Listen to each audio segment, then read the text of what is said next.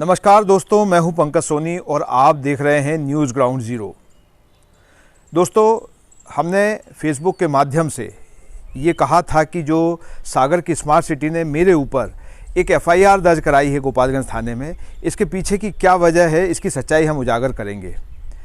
दोस्तों, जिस तरीके से मध्य प्रदेश में 6 पत्रकारों पर पहले ही मामले दर्ज हो चुके हैं और सागर में मेरे ऊपर भी एक मामला दर्ज किया गया है, तो निश्चित तौर पर किसी पत्रकार पर जिला प्रशासन, नगर निगम या स्मार्ट सिटी, जो भी ये संस्थाएं हैं, वो कब एफआईआर दर्ज कराती हैं। और निश्चित तौर पर इस सवाल का जवाब हर व्यक्ति जानता है कि जब भी कोई पत्रकार कुछ ऐसे मामले खोजने की कोशिश करता है जो सरकार के खिलाफ जाते हैं या भ्रष्टाचार उजागर करने वाले होते हैं, तो निश्चित तौर पर इससे परेशानी, नाक में दम होने लगता है कहीं ना कहीं ऐसे लोगों के साथ। तो निश्चित तौर पर जब ऐसी स्थितियां आती हैं तो पत्रकार के खिलाफ ये सभी संस्थाएं और जो भी जुड़े हुए लोग होते हैं वो साम दाम दंड भेद की नीति अपनाते हैं कि कहीं पहले लालच देंगे, अगर लालच से नहीं मानता है तो डराएंगे, डरने से नहीं मानता है तो फिर एफआईआर करा देंगे।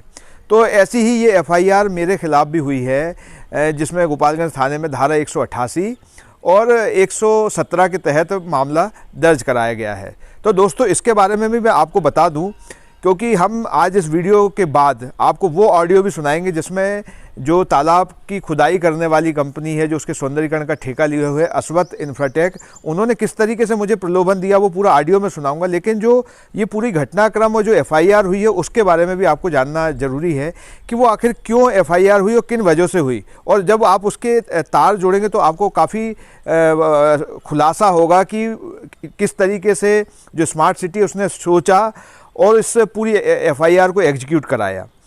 दरअसल हुआ यूँ है कि मैं पिछले कई दिनों से सागर तालाब की जो सच्चाइयाँ हैं वो बता रहा था कि किस तरीके से वहाँ काम करने वाली ठेकेदार कंपनी अस्वत है और वो किस तरीके की गड़बड़ियाँ कर रही है। तो एक के बाद हमने एक ऐसी खबरें दिखाई जिसमें जो बीच में लगी हुई है घास है उसमें कोई खुदाई नहीं की गई, बल्कि उसको ट्रैक्टर से प्लाऊ करा दिया गया। अभी भी बहुत सारी घास ऐसी लगी हुई है, लेकिन खबर के बाद वो ट्रैक्टर चलने बंद हो गए।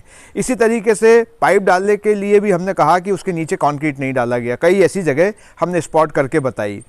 अतिक्रमण के मुद्दे को भी हमने बहुत प्रमुखता से उठाया और लगातार ये बताया कि बिना अतिक्रमण हटाए तालाब का सौंदर्यीकरण करना, तालाब में जो नाला ट्रैपिंग है वो करना, वो गलत है। तो इन सब बातों से कहीं ना कहीं जो ठेकेदार है वो परेशान हो रहे थे और लगातार वो ये कह रहे थे कि आप हमें अपना काम करने दीजिए, बाकी पत्रकार भी हमें अपना काम करने दे रहे हैं, किसी को कोई दिक्कत नहीं है, आपको क्या परेशानी है। तो वहाँ पे हमने लगातार उनसे कहा कि सागर की ये जो जनभावना का विषय है तालाब, और इसमें अगर वो जो जैसा लोग चाहते थे वैसा नहीं हो रहा है तो निश्चित तौर पर इन सब बातों को सामने लाना होगा।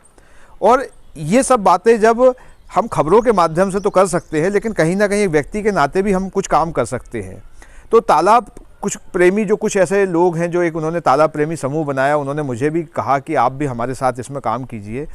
और उसके तहत हमने तालाब में इन सब भ्रष्टाचार, अनियमितताओं और गड़बड़ियों की जो बातें हैं वो जनता तक पहुँचाने के लिए एक मानव श्रृंखला का आह्वान किया कि तालाब के किनारे लोग आएंगे और एक श्रृंखला बनाएंगे। और श्रृंखला का मतलब होता है कि जो लाइन से खड़े होंगे, दूर दूर खड़े होंगे।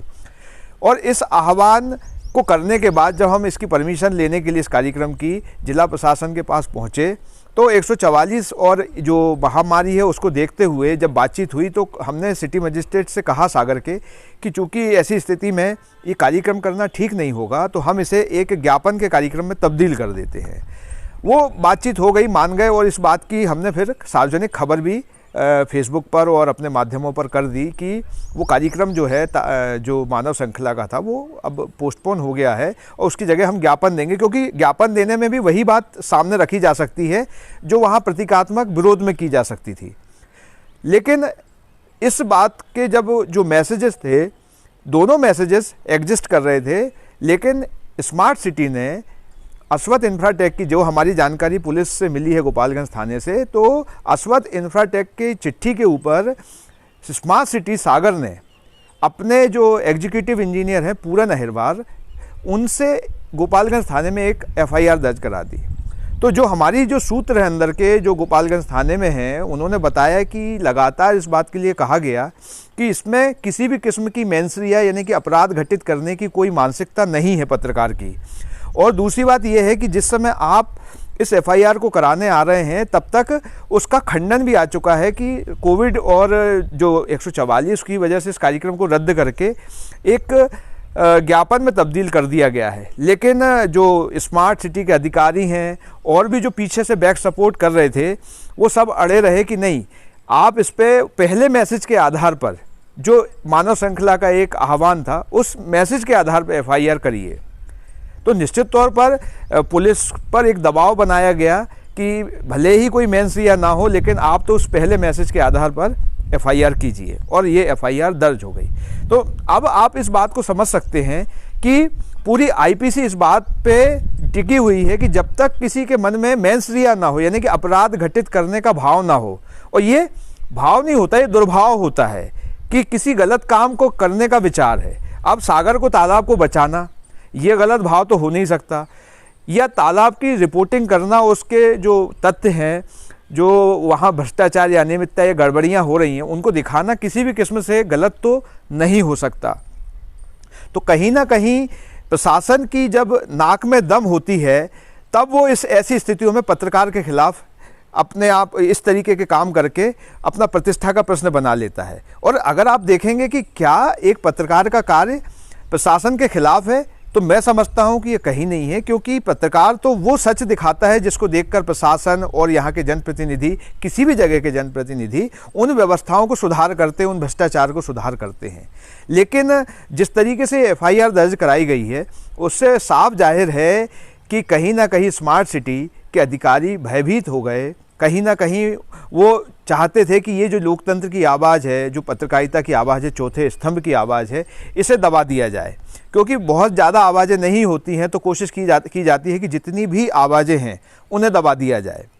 तो ये एफआईआर मेरे खिलाफ हुई। अब मैं इसके बाद आपको एक ऑडियो सुनाऊंगा, लेकिन उस ऑडियो के पहले मैं आपको बता दूं कि अस्वद के जो मुख्य अधिकारी हैं यहाँ पे शैलेश सिंह, उनका मुझे एफआईआर के करीब 5 या 6 घंटे पहले फ़ोन आया कि आप जो पत्रकारों का 26 जनवरी 15 अगस्त का विज्ञापन होता है वो हम कर देंगे, लेकिन कुछ हमारे लिए पॉजिटिव रहिए, कुछ थोड़ा हमें समय दीजिए। मैंने उनको वहाँ पे भी बताया कि हम जो पिछले 21 सालों से जर्नलिज्म कर रहे हैं, पत्रकारिता कर रहे हैं, उसमें किसी भी पत्रकार का अपना एक ट्रैक रिकॉर्ड होता है और लोग उसे उस ट्रैक रिकॉर्ड से जानते हैं। तो हमने उन्हें कहा कि हमारा उद्देश्य सागर के तालाब को बचाना है। जो डीसिल्टिंग में आपकी गड़बड़ियाँ हैं या आपने औसत 1 मीटर खोदने की जो बात कही है, जबकि सागर की जनता चाहती थी कि पूरा तालाब साफ हो। सागर की जनता चाहती थी कि सागर के तालाब का रकबा कम ना हो। सागर की जनता चाहती थी कि यहाँ का अतिक्रमण हटाया जाए, उसके बाद सौंदर्यीकरण किया जाए। तो मैंने उनके सामने यही सब बातें रखी, लेकिन उनका मूल जो भाव था वो यही था बार बार कि आप तो अपना जो 15 अगस्त और 26 जनवरी का विज्ञापन है उसके लिए कभी भी आ जाइए, हमारे दरवाजे खुले हैं। तो वो सारी बातें हम अब आपको इस वीडियो के माध्यम से, वो जो ऑडियो है उसको हम आपको सुनाएंगे और आप खुद ही समझ जाएंगे कि जब उनका कहना, उसके बाद डराना और प्रलोभन कामयाब नहीं हुए तो उसके बाद मेरे ऊपर ये एफआईआर दर्ज करा दी गई। दोस्तों, मैं साफ साफ ये कहना चाहता हूँ कि एक पत्रकार के ख़िलाफ़ जो एफआईआर्स होती हैं वो उसको एक प्रमाण पत्र देती हैं कि उसका काम ठीक दिशा में जा रहा है, और हम इन एफआईआरों से डरने वाले नहीं हैं। जो सत्य है उसको सामने लाना पत्रकार का धर्म है, और ये धर्म मैं अपने जीवन भर निभाता रहूँगा। क्योंकि इसका चुनाव जब व्यक्ति करता है पत्रकारिता का, तो वो ये जब चीज़ें जानता है कि किसी भ्रष्टाचार को उजागर करना या किसी के खिलाफ बात कहना जो जनहित में हो लेकिन किसी के खिलाफ हो, तो उसको हमेशा नागवार गुजरता है। तो लेकिन उससे समाज का भला होता है। तो ये काम हम लगातार करते रहेंगे, और जो जिम्मेदार हैं, जो तालाब के चारों तरफ से रोज़ निकलते हैं, चाहे वो मंत्री हों, चाहे विधायक हों, या चाहे जो जिम्मेदार अधिकारी स्मार्ट सिटी के हों, जो उसके खिलाफ आंख मूंद के बैठे हुए हैं कि वहाँ क्या गड़बड़ियाँ हो रही हैं या जनभावनाओं का कितना दमन हो रहा है, तो ऐसे लोग अपने कर्तव्यों का लोप करते हैं। केवल कार्य करना नहीं, कार्य के प्रति आंख बंद करना भी भ्रष्टाचार की श्रेणी में आता है। दोस्तों, हम ऐसे सागर के हित के सारे काम करते रहेंगे, और आने वाले दिनों में भी भले ही एफआईआर हो गई है, लेकिन मैं जो सागर के हित की बात है वो करना कभी बंद नहीं करूंगा। और मुझे पूरी उम्मीद है कि सागर की जनता हमेशा इस बात में साथ रहेगी और पूरे देश की जनता भी, प्रदेश की जनता भी, जो पत्रकारों के खिलाफ एफआईआर हो रही है, लोकतंत्र की आवाज़ को दबाया जा रहा है, तो उनका साथ देगी ताकि उनकी आंखें सही सलामत रहे, समाज की आंखें सही सलामत रहें और उन्हें ठीक ठीक अच्छा सही जो है, जो नीर चीर है जिसमें अंतर करके पत्रकार दिखाता है, वो उनके सामने आता रहेगा। तो अब आप इस ऑडियो को सुनिए कि देखिए मुझे किस तरीके से प्रलोभन दिया जा रहा है और फिर आप तय कीजिए कि ये जो एफआईआर की गई है वो सही है या गलत है। दोस्तों, मैं इस एफआईआर को वापस भी नहीं लेने वाला हूँ। हम न्यायालय में जाकर इस एफआईआर का सामना करेंगे और अपनी बात को रखेंगे और न्यायालय इस बात का फैसला करेगा। जो कानून का दायरा है हम उसमें रहकर काम करेंगे और न्यायालय फैसला करेगा कि जो मेरे खिलाफ अपराध दर्ज किया गया है वो सही है या गलत है। आपने इस वीडियो को देखा, बहुत धन्यवाद। और अब आप इस ऑडियो को सुनिए। हेलो जी सर। अच्छा, पंकज सोनी जी बोल रहे हैं? जी जी, बोलो सर, आप कौन? मैं शैलेश सिंह बोल रहा हूँ तालाब से। जी जी जी जी, शैलेश जी नमस्कार। नमस्ते नमस्ते, कैसे हैं? मैं ठीक हूँ। आप आ गए सर वापस? जी जी जी, आ गया था, तभी तो फोन किया। जी जी जी, हाँ, बताइए सर। और कैसे चल रहा है? ठीक ही सर, बढ़िया चल रहा है। मेरी हमारा काम कैसे चल रहा है? क्या है, हम तो बीच में 1 महीना लगभग पहले कोरोना हो गया, फिर मेरे पिताजी का डेथ हो गया। ओ माय गॉड, काफी लंबा टाइम मैं निकल गया था बाहर, इससे थोड़ा दिक्कत हो गया। नहीं, अभी विजय जी से मेरी 2 दिन 3 दिन पहले बात हुई थी, है ना? जी जी जी, हाँ, उन्होंने बताया भी होगा आपको। हाँ हाँ, तो वैसे उन्होंने तो काफी कुछ बताया था मुझे कि काम ऑलमोस्ट मतलब 50 से 55% के बीच में हो गया है। कई काम उससे ज्यादा हो गए हैं, है ना? बट मैंने अपना कंसर्न उनको बताया था, है ना? बीइंग, अच्छा बताए थे आपने? हाँ, मैंने अपने कंसर्न बताए थे उनको। तो बेसिकली वही था कि जो डिसिल्टिंग वाला मामला है ना? तो अब और फिर दूसरा नाला ट्रैपिंग के बाद जो मतलब अतिक्रमण नहीं हट रहे हैं, तो वो जो वैधता मिल जाएगी ना अतिक्रमण वालों को, तो वो ये नहीं, उस बारे में देखिए क्या है, नाला टेपिंग ये सब जो बातें है ना जी, तो अतिक्रमण वाली बातें हमने तो डिपार्टमेंट को कई बार लिखा है, उन्होंने हटाया भी है, काफी सारे चीज सॉल्व किए हैं। जो लैंड वगैरह थे, दूसरे के भी अंदर थे हमारे, काफी किए थे उन्होंने पॉजिटिव। जी, हम क्या, जैसे हमारा कुछ ऐसे प्लान है जो पाइपलाइन के उधर हमारी कहीं जगह है, तो उसमें हम और कुछ कुछ बनाने वाले हैं। पार्क बनाएंगे, जैसे आपका ये जो मूर्ति विसर्जन होता है ना, छोटी छोटी मूर्तियाँ, उसके लिए हम, हाँ, उसके लिए जगह बनाएंगे, टैंक बनाएंगे और बहुत सारी चीजें हैं विसर्जन के लिए, वो सब उसके इस साइड में बनाएंगे। जिस जगह हमको मिलती जा रही है ना, जी जी, उस हिसाब से है। नाला टेपिंग के बगल वाला जमीन भी हमारे कब्जे में है और हम उसमें करेंगे सब चीजें। जहाँ जरूरत होगा, कम पड़ेगी तो हम अगर अतिक्रमण है तो उसको भी हटा सकते हैं। ऐसा नहीं है कि हमारा ये काम उसी पर हिंद होता है। बाकी क्या है, हम चाहेंगे, देखिए झील तो क्या है, ये हमारा जो पिछले 3 महीना कोरोना में खराब हो गया था शुरुआत में, अब ये 2-3 महीना अब आपने सुना ही होगा, मैं खुद ही, हमारे दोनों प्रोजेक्ट मैनेजर है, दोनों बीमार हो गए। अब बहुत सारे फर्क पड़ा 1-2 महीना इसमें, तो इस वजह से थोड़ा सा काम डिले हो गया। तो हमने तो इसके लिए बोला है कि हमको तो और 6 महीना, हमारा दिसंबर तक तो टाइम ही है, ठीक है ना सर? और हम 6 महीना और चाहते हैं। हमने कलेक्टर साहब का मीटिंग में भी ये प्रस्ताव रखा ही था और सभी लोगों से रिक्वेस्ट है कि काम को देखिए तो अच्छा से करने के लिए थोड़ा समय तो हमको और चाहिए। ये जो कोरोना काल है, ये सब चीजें आ रही है तो पूरे विश्व में आ रही है ना, सही बात है। तो ये तो हमारे आपके हाथ का है नहीं। और एक और चीज देखिए, इस मई के महीने में इतनी बारिश कहाँ होती थी? नहीं, इसमें इतने बारिश भी नहीं होती कभी। तो वो भी हमारा समय ने साथ नहीं दिया है। हम तो ये कोशिश करेंगे ये सब चीजें थोड़ा लेके हमारे लिए पॉजिटिव करे, और जब चाहे आप हमारे से मिल सकते हैं, ठीक है ना? नहीं, आप लोगों की तरफ से बड़ी मुझे सुविधा है कि आप लोग मिलते हैं मुझसे, है ना? और मैं इसके लिए आपका शुक्रगुजार। वैसे हमारा विजय जी है जो पूरा टेक्निकल लगभग समझा ही देते हैं। फिर भी और कोई चीजों का है, कोई सुविधा तो आप हमारे से मिले या विजय जी के साथ में आए, ठीक है सर? मेरा तो आज जैसे देखिए क्या होता है, हम भी जानते हैं पत्रकारिता में 15 अगस्त 26 जनवरी होते हैं, ठीक है ना? नहीं सर, हमारा वो विषय है ही नहीं। आपसे शायद मैंने अभी तक इस तरीके की कोई चर्चा नहीं की। लेकिन क्या है, हम तो प्रोजेक्ट इतना 31 साल हो गया मुझे शुरू से बच्चे से काम करते हुए। तो हम तो हर जगह डील करते ही हैं, छोटे मोटे, ऐसे तो नहीं है। छोटी मोटी डील है चाहे कोई भी है, तो 26 जनवरी 15 अगस्त तो चलता ही है इस लाइन में, ठीक है ना सर? अभी सर मेरा जो मतलब ट्रैक रिकॉर्ड है काम करने का सागर में, है ना? जी, हेलो, तो वो थोड़ा डिफरेंट है। कहीं आपकी कभी चर्चा होगी मेरे को लेके तो आपको पता चलेगा, है ना। अपने मुंह से कहना अच्छा नहीं लगता, है ना। जी जी जी मेरे कंसर्न जी। हमेशा से सोसाइटी, व्यक्ति और व्यक्ति की गरिमा के साथ साथ अपने शहर के प्रति रहे।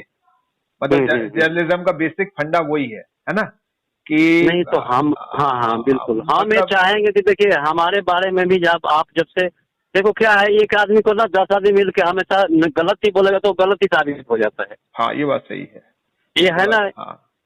और ये कलयुग है, इसमें तो क्या है, गलत वाले लोग ज्यादा मिलते हैं। तो हम आपके शहर में इतने दूर से आए हैं, दिल्ली से, मेरा घर तो सोचिए गोरखपुर में है, वहां से हम आए हैं, कोई कहीं से आए हैं। और हम चाहते हैं कि देखिए झील एक जो है ना, हमको मिनी बनारस नजर आता है उधर जब जाते हैं ना, हाँ, गलियों में, हाँ, तो ऐसा लगता है हम बनारस की गलियों में आ गए हैं। हाँ, सही में, वो छोटे छोटे चाय की दुकानें, छोटे छोटे मंदिर, बड़े मंदिर, शाम को घंटी बजता हुआ, हाँ, इधर मस्जिद, सब चीजें नजर आती है कि नहीं वो चकरा घाट एरिया में आपको। हाँ, वो अभी तो आप देखेंगे वो यहाँ पे उसको मिनी वृंदावन भी कहते हैं, मिनी वृंदावन। जी जी। हम तो क्या मथुरा में, बनारस में, सबसे पहला मैं प्रोजेक्ट ही बनारस में था 92 में, पाइपलाइन का काम हमने किया था। ओके। तो इसलिए ये सब लाइन में देखिए हम काफी पुराना है, तो हम चाहेंगे देखिए छोटी मोटी कोई प्रॉब्लम है, कोई चीजें हैं तो आए आप। नहीं, आपकी तरफ से मुझे बहुत स्पेस मिलता है। बस आपसे 2 निवेदन है। एक तो ये जो अतिक्रमण वाला विषय है ना, एक बार अभी आप जब भी बात करें तो उसको रखें जरूर, क्योंकि देखिए इस विषय को लेके अब मतलब आप ये समझ जाइए कि राज्य स्तर पे इसकी चर्चा है ना। और अगर ये अतिक्रमण नहीं हटे तो उनकी जो वैधानिकता है, मतलब उनको जो लोग है ना जिनके अतिक्रमण है, वो ये मान लेंगे कि हाँ साहब अब तो हमें हटाने वाला कोई है नहीं।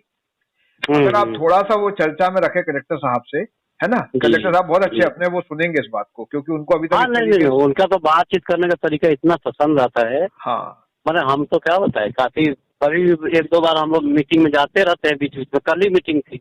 हाँ हाँ। तो इस मामले में वो ठीक है, पॉजिटिव आदमी है। कल भी डिमांड की हिसाब से कि हमको तो 6 महीना चाहिए, ठीक है ना सर, क्योंकि इस सीजन में हम तालाब नहीं भर पाएंगे। इस सीजन में हम कोशिश करेंगे पाइपलाइन जहाँ तक हो जाए कंप्लीट करके उससे थोड़ा पानी बाहर निकालें, और कोई जगह रह जाती है तो कच्चा ड्रेन नाले बना देंगे, ठीक है। ये सब हमारे पर पूरी प्लानिंग चल रही है, और बाकी इन्वेस्टमेंट, पिचिंग और बहुत सारे काम है जो हम बरसात में कर सकते हैं, वो करते रहेंगे। ठीक है सर। तो और इसको आप चिंता नहीं करिए सर, फिर जरूरत होगी तो मैं आके बात करूंगा, है ना। हाँ नहीं, एक बार आप जरूर आए 2-3 दिनों में, जब भी आपको टाइम है फोन करके आए, क्योंकि हम लोग इधर उधर रहते हैं। और फिर आप जो 26 जनवरी 15 अगस्त है, हमको ध्यान है, आप आए एक बार बात करके सामने सामने करेंगे, ठीक है। जी जी जी। शहर से बाहर जाने के लिए वन वे टैक्सी चाहिए, या लोकल सिटी के लिए कैब, या फिर एयरपोर्ट पे ड्रॉप की हो जरूरत? चुनिए अपनी पसंद की कैब और पाइए बेस्ट ऑफर्स के साथ मोस्ट कंफर्टेबल व सेफ राइड सिर्फ और सिर्फ MP कैब पर। आज ही गूगल प्ले स्टोर से MP कैब की एंड्रॉइड ऐप डाउनलोड करें या विजिट करें www.mpcab.in और बुक करें अपनी राइड।